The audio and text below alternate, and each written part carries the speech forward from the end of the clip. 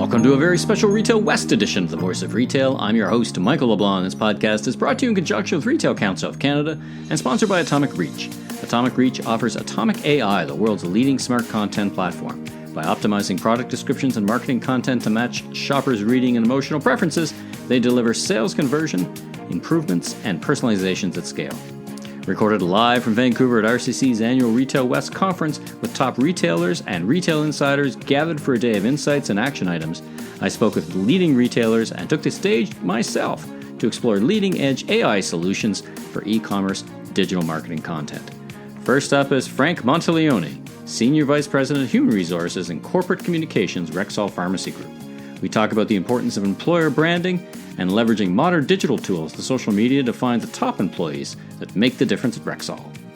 Next, a live recording of my fireside chat on the Retail West stage with Paul Rosco, Vice President of Strategy for Atomic Reach.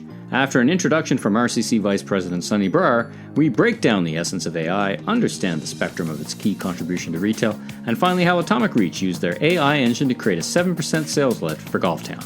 Finally, a look back and a look ahead with Mark Startup, as he looks back on a storied career representing independent retailers coast to coast, and looking ahead as he prepares to transition to whatever comes next. But first, let's listen to my interview with Frank Monteleone from Rexall. Frank, welcome to the Voice of Retail. We're here at Retail West, Retail Council of Canada's Thought Leadership in the Atomic Reach podcasting studio. So welcome. Thanks for taking the time to sit down, chit and chat. Thanks for having me. Appreciate it. Well, let's jump right in. Tell us a little bit about yourself, your personal, professional journey, and what you do at Rexall. All right. So my entire career, I've been in retail HR. I was at Rona for 8 years. Then I had a little stint in grocery. And then I was at Indigo Books and Music for 4 years. And then I made the move to Rexall, where I've been for the past 11 years. I joined initially as the Director of Employee Relations and progressed through a number of roles. And I've been in my current role as Senior Vice President, Head of HR for the last couple of years. And it's a vast network. Tell us a little bit about Rexall, because it's one of those networks it's in your community, but tell us a little bit more about it for the listeners at home. So Rexall operates in 180 communities across Canada. We have 416 stores across the country as well. We have a variety of different store formats, and we strive to enhance the customer experience and the patient experience, and we do so through our employees, which give us the advantage over our main competitors. You know, I have a personal connection to Rexall. My dad, from New Brunswick, we used to brush our teeth with a toothpaste powder from Rexall back in the day, and I used that till I was like 15, and then it was discontinued. What was it called? I can't remember, but you had that tin, that metal tin. It was fantastic. I have this personal connection to the brand. The Rexall brand is actually a very trusted brand, so it's a great point you bring up. It's been around a long time. We just had our 115th anniversary in September. 115? Yeah, 115 last September. So the name has been around a very long time, and it's a very trusted brand across Canada. What a great institution. Okay, I just remember the name of the toothpaste. It's called MI31, which I guess is kind of like WD-40. It just happened to be the 31st version of the tooth powder. But anyway, there's kind of a personal connection to your brand. Speaking of brand, let's talk about the brand strategy, employee brand strategy. How does that connect to you? You know, you're in the world of competing for employees, great employees. You take employees you've got. How does brand strategy work and employer brand strategy in your world? Yeah, it's interesting. Brands are built on consistency. And when you show up for your team, be it your prospective talent or your current talent on social media, and you share your journey, you're humanizing your brand. Not only does it build employee pride, but it also builds knowledge, likability, and trust with your audience. Because everyone wants to do business with or work for people that we know, like, and trust. So I encourage everyone to take a long, hard look at what is your employee value proposition, what is your employer brand strategy, and make those strategic decisions, because it'll help your subsequent work be a lot easier. Everyone wants to create that, buzz and excitement about working for your brand versus a single job posting. Right. Oh, I see. So it's kind of, that's the strategy behind it, right? Yeah. And it's really, as you've already articulated, that personal experience in the store is so vitally important, right? So hiring is absolutely, and aligning it to that brand. Well, let's talk about hiring and hiring strategy. So, we're here in Vancouver talking about digital strategies and the tactics that you do, social media, video interviews. It sounds like you're really you're really breaking through some new ground. So tell us a little bit about how you go to market, so to speak, in your strategy. It's interesting, Michael, because you know what? The war for talent's not unique to retail. It's across all sectors. And with changing business landscapes, employers are looking for employees to help reshape and reimagine their customer experience. And when it comes to retail employers, we're looking for that front-facing employee to help do that. And with labor shortages across the country, the struggle is real. Because the conventional strategies are just not good enough anymore, right? Yeah. So you have to look at various things, and you need to develop your social media presence. It's 2019. Rexall's been very successful with using our employees as part of our employer brand strategy. And I know there's lots of different schools of thoughts on that. You put your employee in an advertisement or on a website, and people seem to think it's a kiss of death, that they're gone within 2 weeks. And then you spent all this money, and then what do you do? The reality is it's 2019. It doesn't take very much to pick up your smartphone, take a new photo, and change that image if you have to. Sure. And your employees absolutely love being the face of your employer brand. It really connects them to the experience in a material way, right? Connects them to the experience. It increases their engagement, increases their retention. It's a bragging right for them. They go home and they tell their family, friends, hey, look at me, I'm here. Well, it's fun for everybody. It's fun, right? Absolutely. Who doesn't like to see themselves there? And in our case, we tried it, we tested it, we scaled it, and it's worked, and we've been very successful with it. So when you say you scaled it, unpack that a little bit for me. So how do you make that connection versus just the one-offs? You vast network in so many communities. Yeah, I think whenever you're taking on a project of this size or an initiative of this size, you need to make sure that whatever you're doing is scalable across your organization. Because what may make sense in a small region or district doesn't make sense nationally. And you have to make sure that from a cost perspective, a scalability perspective, a business perspective, you can take it and scale it across. And our research has shown, our output has actually shown that it does make sense and it is scalable. What other elements of this digital recruitment strategy do you have? Video interviews? What are the things besides that? Video interviewing. We also use scheduling optimization with a tool called Calendly. For anyone that's ever sat in a recruiter chair, you always know how tedious it is to have to go schedule candidate interviews. And by making this investment in Calendly, and there's a free and a paid version, you can choose whatever one you like, it frees up the recruiter to go do other things, so the candidate can actually go take a look at the recruiter's schedule, pick a time that matches with them, and they're off and running. Oh, I've used that. I use that tool to book meetings. On a quarterly basis, I write the retail conditions report for Retail Council of Canada, and one of the pain points for the retailers is the back and forth about what the time is. So now I just send them a link, right? And they just find an open spot in the calendar, right? So interesting, you're doing that at scale then. Yeah, and it frees up your TA team, your talent acquisition team, to go out and do things like make those human-filled connection moments and meet with people one-on-one, because it still is a people business. Right. Automation isn't the reason for everything, and you still need those connections with folks face-to-face. It's a tool for you to scale and to achieve those kind of strategic and brand benefits you were talking about. You got it. Interesting. Well, listen, it's been great talking to you, talking about what you do at Rexall. How do people get a hold of you? You're on LinkedIn if they want to learn more, or maybe even explore joining the Rexall team? Absolutely. You can reach me on LinkedIn, or you can check out our website, rexall.ca/careers, and take a look at what's available. Rexall.ca/careers. Yep. And coast to coast. Coast to coast. Right? All of our jobs are posted there for office and stores. Fantastic. Well, thanks so much for joining us on The Voice of Retail, and it was a real treat meeting you. Thanks. Appreciate it.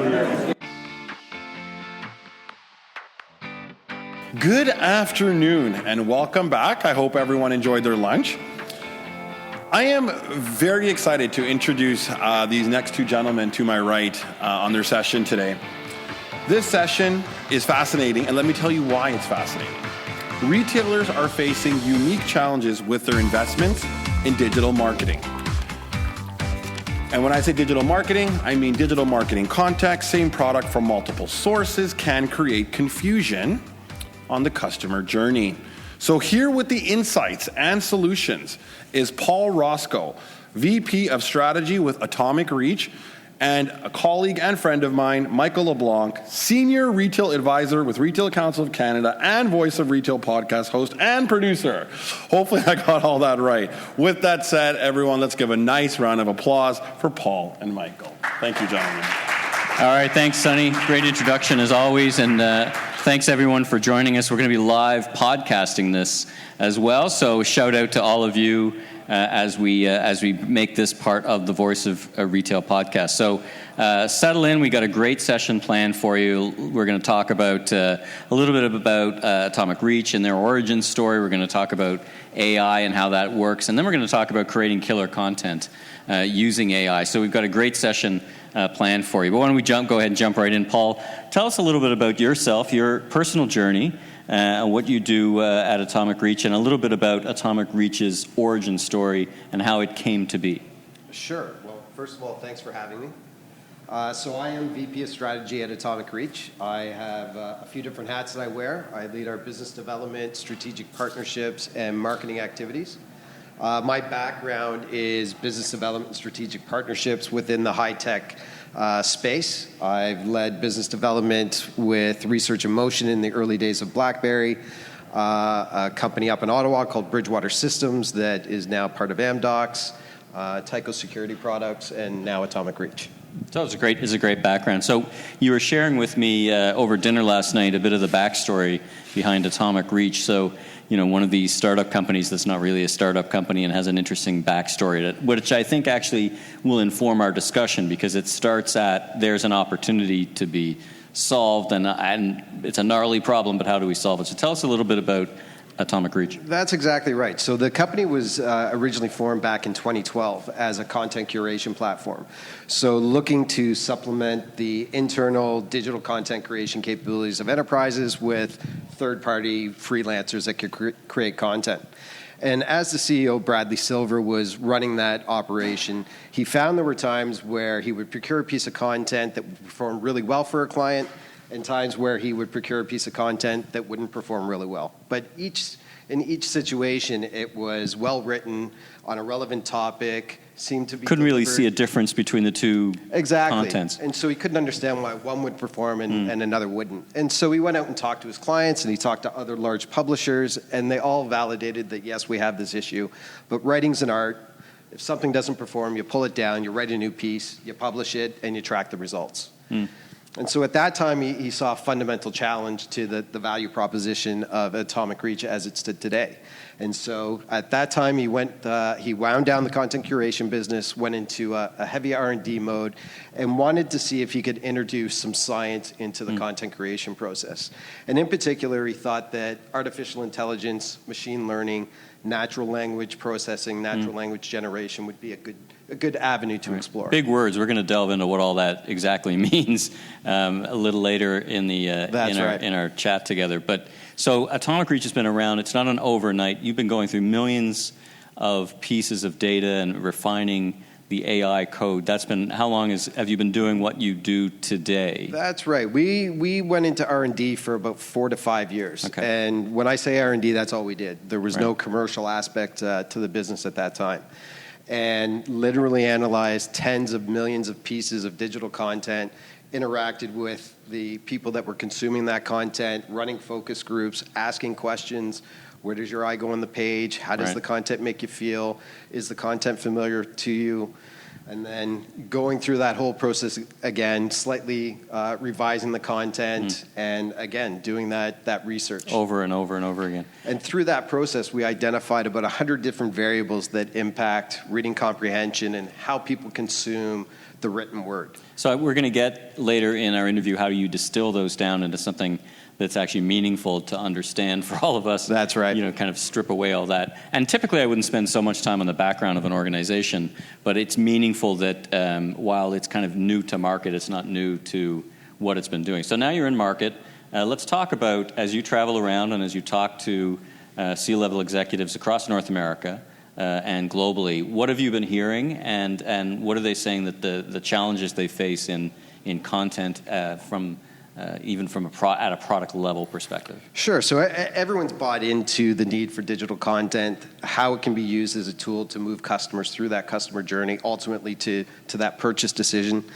Everyone's reading the thought leadership out there today about the need to be able to connect with your consumer, connect at an emotional level. Right at the product description, right? I mean, so absolutely. We've taken it, the journey's been from a theoretical product content right down to product level content at the item detail level. So that's right. That's what I find so interesting about this. So, but what are the challenges that they face? So let's continue to talk about that. Well, of course, there's a lot of data out there, and it's very difficult to be able to analyze that data and pull out the insights as a human. Sure. And we all have our own human bias as well. So our analysis is skewed, even though we might not realize it. Right. And the whole goal is to be able to personalize and speak to your customers. So you don't want your own personal influences to impact the content that you're putting in front of your customer. Right. You want it to be based on customer behavior, customer need, customer want, and make sure you're always providing value at every touch point. And so when you talk to the merchants, they're saying, listen, help me.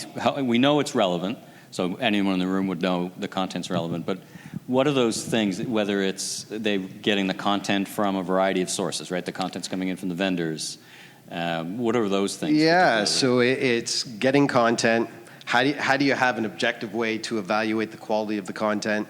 How do you make sure that it's going to reinforce your own corporate brand? Right. How do you make sure that your content's differentiated from other retailers' content that might be selling the same product if they're getting that original content from the manufacturer? So the manufacturer's sending the same content to a whole host of different... That's right. And I guess the real challenge, and I face this challenge as well in my career, where you're getting content, some is spectacular, right? The vendor is sending you just spectacular content, and you can basically cut, paste, and put it on, but others are sending less than spectacular content? Exactly. Right? Some can be very specification driven, and it doesn't draw out the value and the benefits that the consumer is going to get from the product. And those are the types of things that you really want to be able to emphasize based on what you know about your consumer, right, what their needs and wants are, and how that particular product can fulfill that.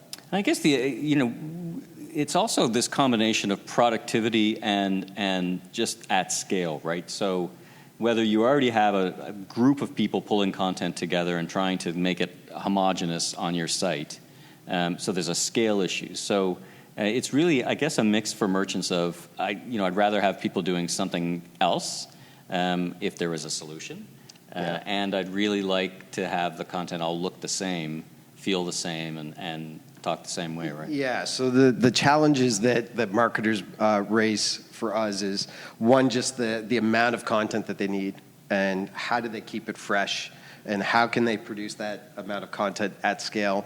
How can they manage all of the various writers that they might have under their purview?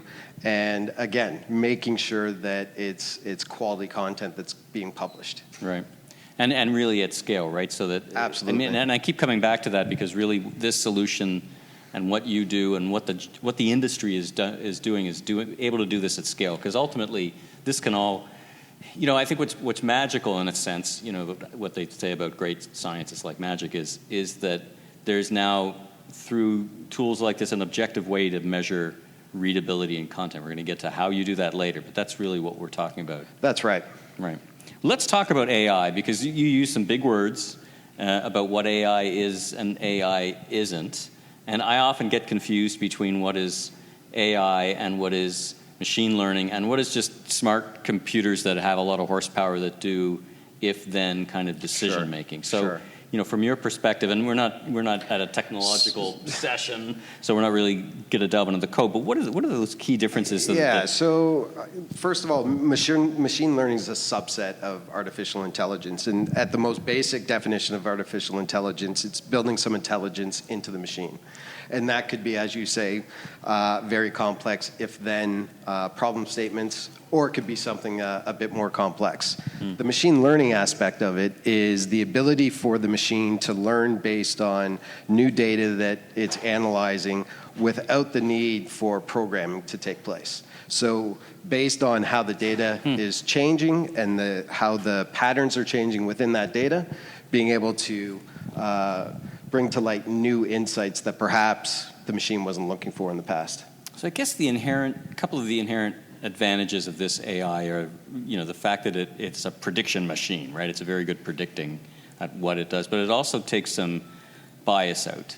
That's right. Right, and human bias is probably a pretty big factor in your world. That's right, and you try to address that by taking large data sets from multiple sources to try and remove any of those types of biases that might exist. Right. So you've got scale, you eliminate the bias, and then you get the predictive power. But how do you train AI? Like, I hear that you need to train your AI to, and isn't there inherent bias in that training, and how do you kind of overcome that? So it really starts to come to the underlying R&D and IP that the AI algorithms are built upon. So at Atomic Reach, with all of the research that we did and those 100 variables that I had mentioned that impact reading comprehension, we identified a subset of 23 variables of those 100 that correlate to customer behavior and customer engagement at a 97% accuracy rate. And so we built our AI algorithms around all of those different variables. So when it looks at a piece of content, it's doing an analysis, looking for those variables in order to start to identify patterns and draw some conclusions. So it's really more than just basic programming. It's actually continuing to ingest content. That's right. And you're training it to recognize. That's right. And you need to continue to feed data into the machine because customer behavior changes over time. And so as your customer behavior changes... and the targets are different, right? So that's right. For the retailers in the room, you're all going to have slightly different targets. So the machine, the tools, let's stop calling it a machine, these tools can kind of start to learn based on what you teach it about the segments and profiles and so objectives. we've built our AI algorithms based on all of that content that we analyzed during our R&D phase, and then you start to feed in the retailer's own data based on their own results, their own engagement data that they have with their customers, and then the machine starts to tailor the insights and the analysis based on that particular retailer's data. So when you say engagement data, you're talking about click-throughs, conversion rates? Yeah, click-through, conversion rates, time on page, open rates for email campaigns, really anything that you would track within Google Analytics or any other kind of business intelligence platform that the retailer might use. You could layer demographic data on top of that, geolocation data to identify how different content resonates with different customer bases based on where they're located on the globe or demographically. So there's lots of different things that you can do based on the amount of data that you can feed into the engine. Okay. So let's try to ground this in what you actually do, this killer content. Because at one aspect, we're talking about that content at the product detail level. There's also other content you can use it for, whether it's blog content or other content that this tool kind of senses. But you've done some work. You've done some great work. Let's talk about that. So how do I take this and unpack this and make this real for retailers and the retailers outside? Sure. So, I mean, what we found, and it's validated from all the various psychologists out there, is that humans make decisions based on emotion. We might like to think that we're very logical, but the stat is about 80% of the decisions that we made are made based on emotion, not based on objective, logical decision-making. And so we found in all of our research, it's very important for that content to be able to connect with the consumer at that human level, making sure that it's the right emotional tone, evoking the right response, and is going to resonate with them. So really back to the origin story, that's the difference between subjective analysis and more objective analysis. That's right. Right? Yeah. And you'll all see that when we get to looking at some of the examples. Some of the tweaks are so subtle that we're going to have to call them out to bring it forward, right? And that's the other thing that we found. The nuance between language and what might resonate with me versus yourself versus someone else in the crowd here is very, very subtle. And when you look at two versions of a piece of content, you might not be able to really determine what's going to perform better because you really might think, it's really the same. Right. You've swapped out a synonym for one word versus another. But it's actually much more complex. But unless you can analyze the millions of pieces of data points, you really don't have the ability to identify those patterns and draw those insights out. Yeah, retailers are telling us every day that they're turning their minds to not just getting traffic in their site, but actually increasing the conversion. And ultimately, that's what your tool does. So let's see the work you did. Let's introduce the work you did with Golf Town. Sure. So Golftown, we were able to sit down with Freddie Lecoq, and anyone who knows Freddie knows that he's a very innovative and sometimes controversial marketer, but he's always open to looking at new technologies and seeing how we can leverage those technologies within the business. And once he heard about the value proposition of Atomic Reach and the ability to customize product content, everywhere from product descriptions to blogs that you might be writing about content about different products or email marketing campaigns, he thought there was a big opportunity for retailers in general, not just Golftown, to really start to look at product descriptions. Because large retailers with thousands and thousands of SKUs, they just don't have the time and the ability to be able to filter through each one of those SKUs and look at how can I optimize that particular product description for that SKU. And you've also found, interestingly, and it'd be interesting in the room, who owns product content at that level, right? Is it the merchants? Is it the vendors sending it through to the machine? Is it the marketers? Is it the e-commerce merchants, right? Mm-hmm. So in some cases, unfortunately, the answer is no one owns that. It just kind of flows through. But in other cases, it's a real variety. So that's one of the conversations you got in with. Exactly. So in the case of Golftown, it comes from the manufacturer. And the only thing Golftown does is they'll translate it from English into French. So other than that, they don't really change the data, good, bad, or indifferent. That's right. When I was with, I spent a lot of time with the shopping channel, and 10, 20,000 SKUs on the site, 500 new SKUs a week. And it really flowed through from the vendors through the merchant group. But as the marketing team, we would say, well, let's just look at the one or two items. That's all we can kind of spend time to look at. But deep within the site, you'd stumble across product descriptions that are a bit wonky or that's right. uploaded strangely, and you really just didn't make sense. I didn't have a team. Couldn't build a team big enough to go crawling through all that kind of all that information. Same issue with Freddie, right? Yeah. So Freddie thought that product descriptions, because they weren't looking at them today, that it could be kind of low-hanging fruit, where if they could do some basic optimization, they could start to drive some real results. And so we looked at 5,000 different product descriptions, and we put those product descriptions through our platform. And the AI algorithm does its initial analysis and starts to draw out some insights. So talk about that a bit. So first it starts to rate it on some basic readability and sentence structure, things like some very... Yeah, so we build that foundation. We try to break the analysis down into things that are easily understood by the human. So the two core things we look at are readability and emotion. And when I talk about readability, we're talking about the complexity of the language, complexity of how many syllables to words, how many words to the sentences to paragraphs. How long the paragraphs are. Exactly, the vocabulary used, those sorts of things. I always make, when I write copy, I always make the mistake of being too promotional. Like I'm always trying to sell in the copy. And actually what I learned through looking at this is sometimes that doesn't always, like you're trying to make it, like we're all trying to make exciting, interesting content from what we have, but that isn't all, and that's part of that readability measure? That would fall more under the emotional side of the measure. The readability is, what we find the biggest impact is how much knowledge of the subject does the reader have. And if the reader has a high level of knowledge, then they want language that is more complex.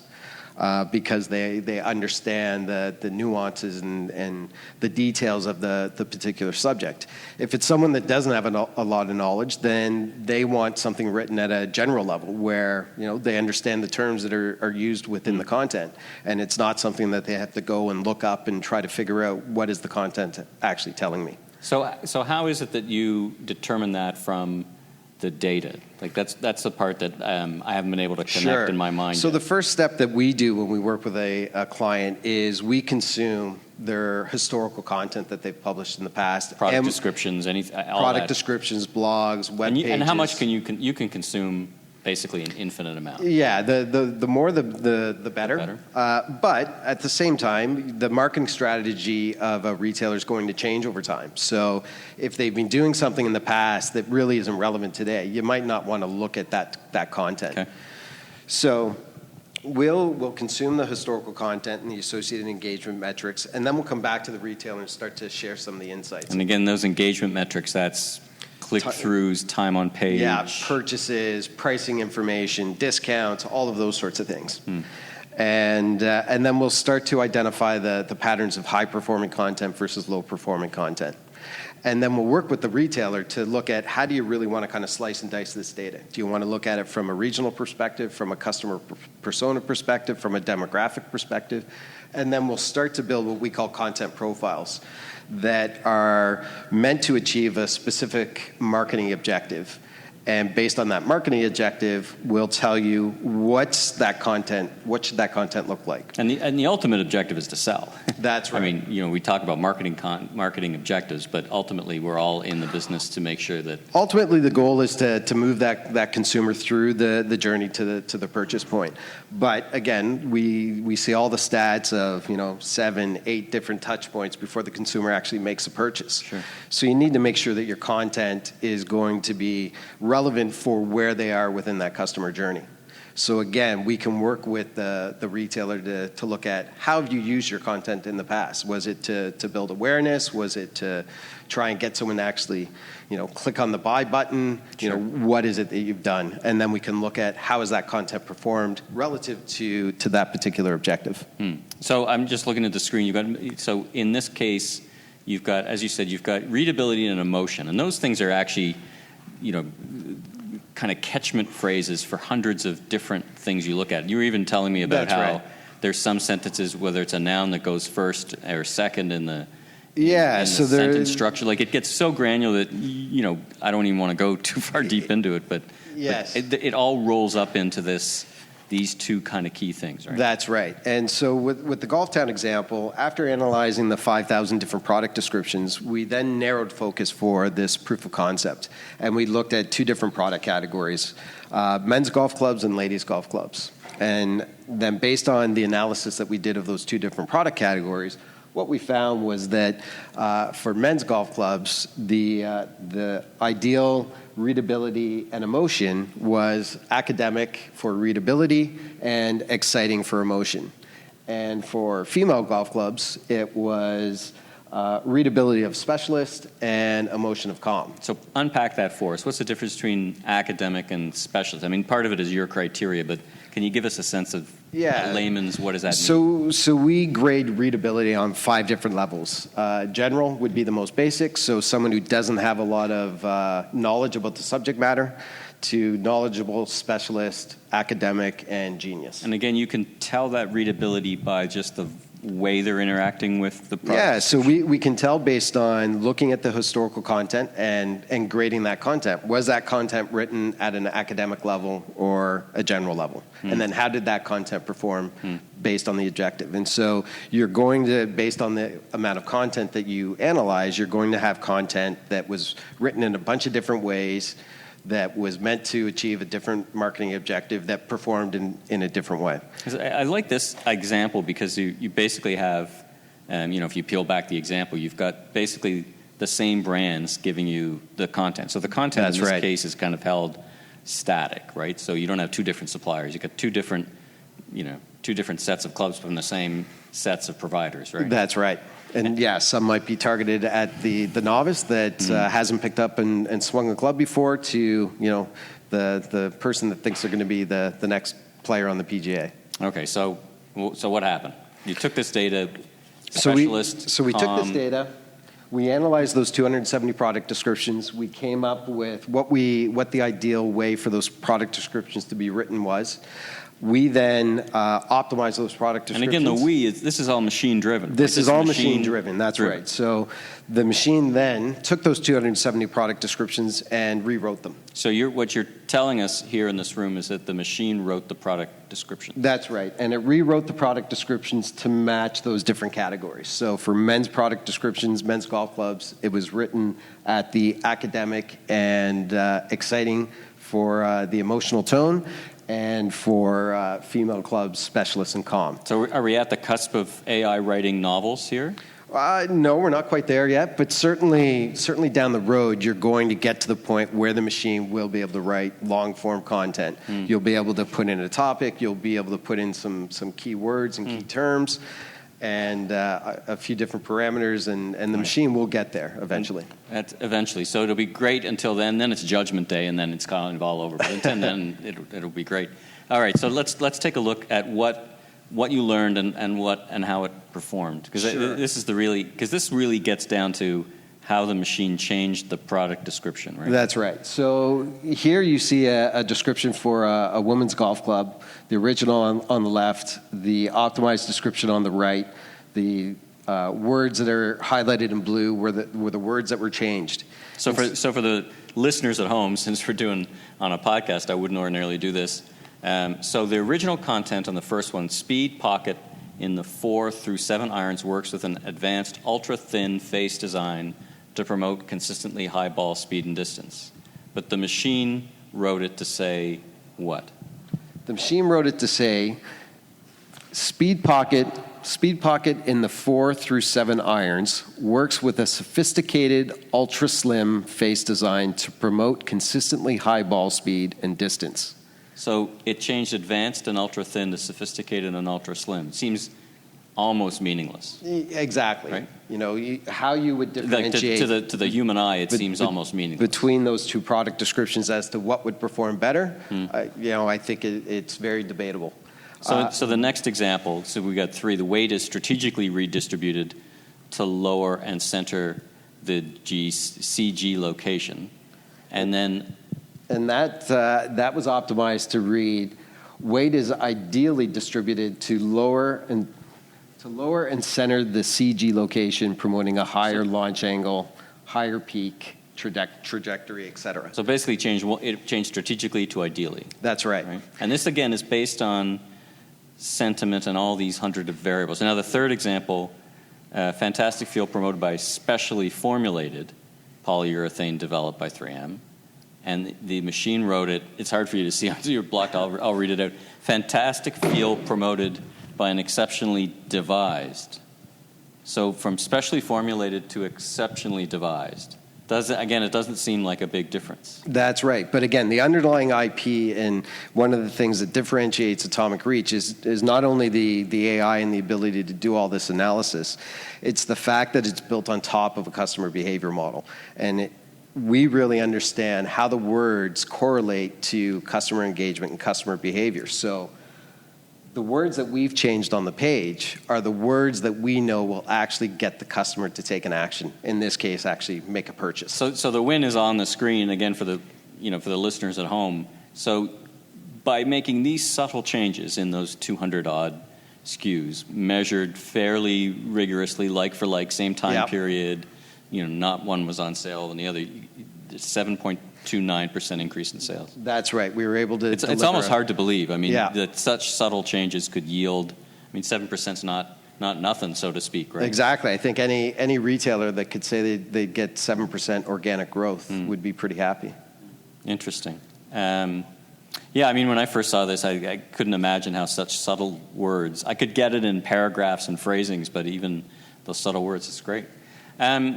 In the time we have left today, how do retailers in the room, retailers listening, get started on a journey of understanding that this is right for them, looking at their product content, whether they're coming at it from, they don't like the content, it's variable, it's mixed, or they just want to see, they think they got great content, but kind of some days we all think we got great content. Yeah, I think it's always nice to try have an objective way to measure the content and validate your gut instinct. Yeah. Do I have good content or do I have content that can be improved? Yeah.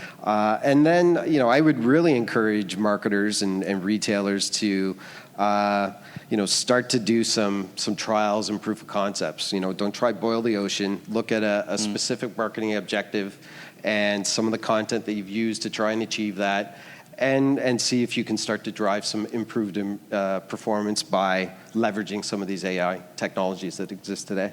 And then it's interesting as you see the whole industry of content management starting to overlay on e-commerce. There's many people in the industry starting to point their minds to this. Yeah. 'Cause this is not new I guess it's new, but it's not new in the content, big publishing world, right? They've been doing some of this unbeknownst to us, really. They've been optimizing content. But now it seems many are turning their minds to helping retailers start to do that, even at this product detail level, right? Exactly. So for retailers in the room and retailers listening, what do you advise even to start with, or starting with Atomic Reach? What's a first step? How do you take them through that? Sure. So the first thing that we like to do is obviously sit down with the marketing team and really understand what's your marketing strategy. How do you use digital content today? And then what are some of the problems that you have? And as we spoke about earlier in the session, they tend to be scale, operational efficiencies, and improve quality and performance. And do you do a proof of concept? What's the first step, though? Because you actually will do something, a quick look? We'll do a proof of concept with retailers. We try to keep them within a 30-day time period. And the first step is to look at a particular content asset type, whether it be product descriptions or some other form of content. We'll do an initial analysis of that content and that content's associated engagement data. And then we'll sit down with the retailer and walk them through the insights that we've been able to expose. And you're offering an audit. That's right. As a very first step, right? Yeah, that's what we call it, a content audit or a product description audit, where, again, we could, similar to what we did with Golf Town, we can look at a specific product category and how we can optimize those product descriptions, the insights that we'll reveal by doing that analysis, and then how to actually apply those insights to your business to start to drive some results. Okay. And it's really all about creating some new content, applying those insights to optimize that content, publishing, and tracking results. Okay. So for those interested, how do they get a hold of you? So you can find us online, of course, at www.atomicreach.com. You can reach out directly to me at Paul Rosco at atomicreach.com. And I'm sure if you reached out to RCC, they'd be happy to connect you as well. Mark, welcome to the Voice of Retail podcast. How are you doing today? Great. Thanks, Mike. Well, you and I have known each other many, many years, but for the benefit of the listeners, tell us a little bit about yourself and your personal, professional journey and what you do today. Yeah. I began my career in retailing in the late 70s here in Vancouver in the Eaton's management training program, and worked with Eaton's for 3 years. After that wonderful introduction into the art and science of retail, right on. I then moved into the association world with Canadian Federation of Independent Business. Mm-hmm. I worked with them mostly in the Vancouver area for about a year and a half. And then the Retail Merchants Association of Canada came calling, and I started with them as general manager in the early 80s. Yep. And I've been working for 2 retail associations ever since then. So a rich career of representing, learning retail, and then representing retailers. And primarily the latter organization was focused on more Main Street retailers, or is that fair to say? Yeah, Retail Merchants of BC, or Retail BC, which we eventually branded it as, was primarily BC-based, BC-owned and operated retail companies of all sizes. All right. But as it turned out, with about 90% plus retailers being single-store retailers, most of our members were the sort of the traditional, truly independent merchant. Right. Real independent merchant. So, a long, rich career. So, if you could reflect on your experience, but what has changed over the course of your career in retail? What are the kind of things that jump out at you as saying, when you first got into it, whether at Eaton's or representing retailers to today, what are those things that kind of jump to mind in terms of what's changed in retail? Well, I've been thinking a lot about that, and I recall in the 6-month management training program at Eaton's, where 6 months? 6 months. Where you learned all the aspects of retailing. Things moved fairly slowly in those days compared to today. And I recall the big So that's not thing. just a perception, because, we always talk about, and, we write great copy around things about saying the fast-paced nature of retail increasing, but that's not just really a perception. That's reality, right? Oh, From gosh. someone who's been on the front lines for many years. Well, sure. I mean, now I was always, when in retail, I was more on the sales and marketing and advertising side of the game. But I learned a lot about the line side of the business, the operational side of the business, through the buyers and the merchandise managers. And they had plans. They were put together over a quarter or in an annual plan or a 3-year plan. But I do recall the big thing. So we're always in our conferences over all the years. What's the big thing? It was, guess what? There's a baby boom generation. I'm at the midpoint of that generation. That was the big thing. All of the studying and all of the planning that was going on strategically at Eaton's appeared to be around the fact and the knowledge that over the next generation, this big glut of consumers is going to work its way through the market. Right. And that was just about the biggest thing there was. And for many brands, I was at Levi Strauss in the late 90s, and they made a career. They made a great business on selling 501s to baby boomers, and then selling Dockers to the younger baby boomers. That was like the kit. That was the workplace outfit for many in business in North America. Yeah, and back to the question of what's changed. We went through a very, very robust growth period during the 70s, 80s, with some exceptions. There were some setbacks and recessions along the way. Yeah. But independent merchants were forming. They were growing. Some independents were growing their businesses to 3, 4, 5, 6 locations. Shopping centers were growing and maturing. Independent merchants were going into shopping centers. They were paying extraordinarily high rents in shopping centers compared to the main street, but the shopping centers were delivering the traffic, and there was growth. There was gold in them hills. Right. Gold in them aisles. Well, it's not the same that way today. If we get back to what has changed, the pace of change, the pace of information flow coming into retailers of all sizes and formats, and the speed with which all retailers need to be aware of what's happening and actually do something about it and implement it in their business, compared to those entry days for me in the 70s and 80s, it's a different world. I was speaking to someone about this kind of context, and they said the pace was different, and also the precision was different.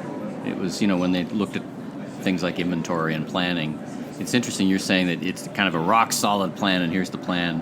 Now it feels a little bit more like here's the plan, but let's make sure we can change it pretty quick.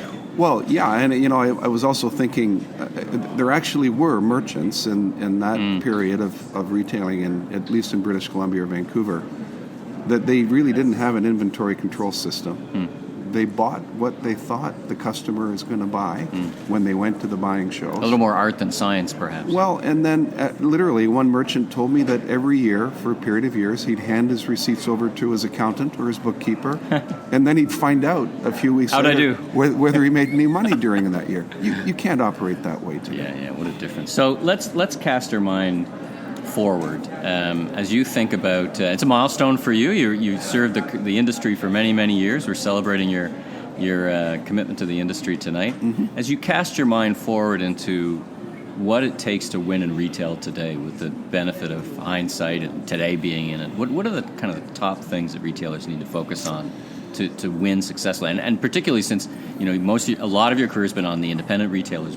It's tough days for them, but there's still opportunity. What do they need to do as a group to be successful? Well, Mike, I've been thinking about that question, and we've talked about what is very different in retailing today as compared to 35, 40 years ago.